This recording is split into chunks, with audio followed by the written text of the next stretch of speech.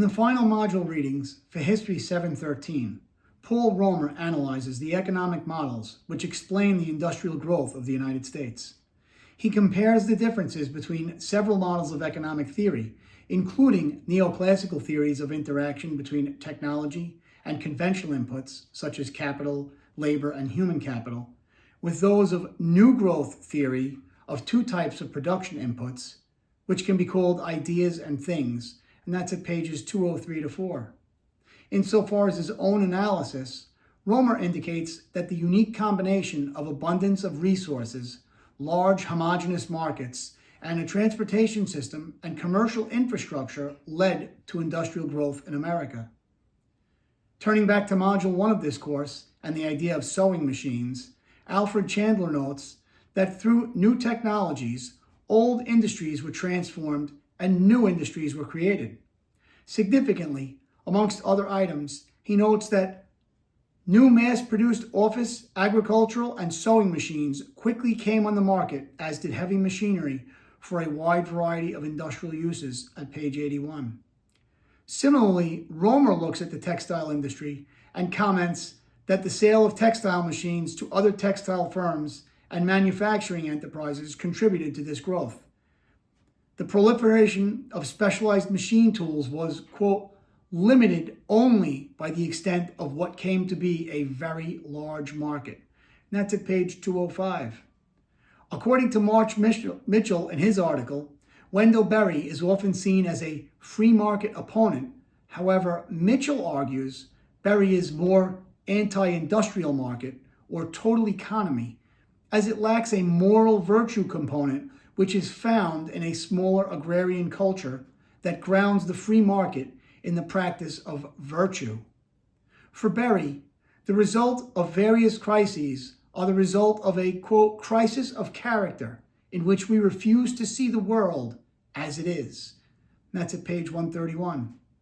Contrary to Romer, Berry argues against economies of scale or giantism, which brings anonymity and then irresponsibility at page 133.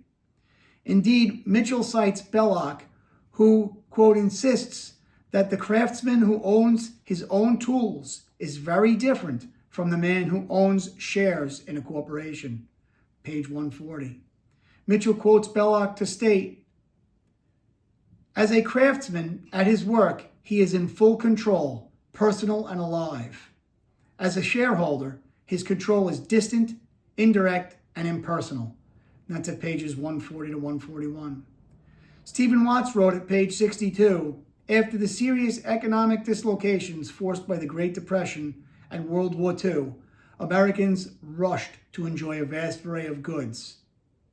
In looking at the explosion of a recreational economy in the second half of the 20th century, one entrepreneur, Frederick E. or Ted Hood, the founder of Hood Sales, stands out incredibly through the use of the versatile sewing machine.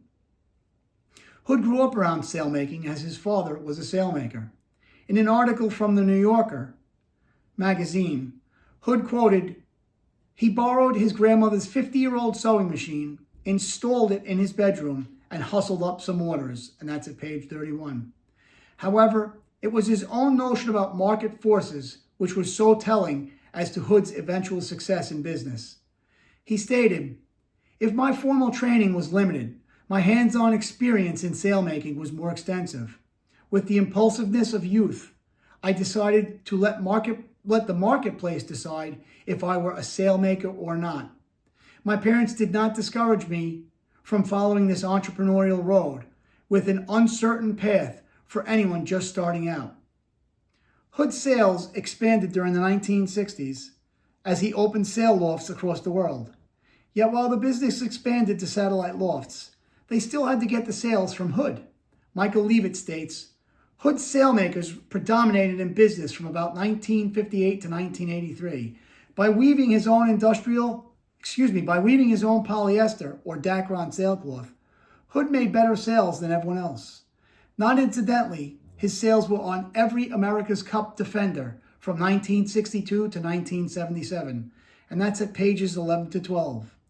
From a simple sailmaker as a youth, Hood developed a multi-million-dollar industry. Yet Hood fits both Romer and Mitchell's definitions of a successful entrepreneur. As a craftsman with his own skills and tools, he was different than a corporate entrepreneur, but his business carried a large enough scale to enable staggering potential. In addition to the attention to quality, however, stands the notion that Hood's business was a niche business for an expensive recreational endeavor, sailing. Yet Hood held on to the personal attention to his business ventures, which brought him success from youth through corporate growth. His competition was always himself and to provide a better product for his customers.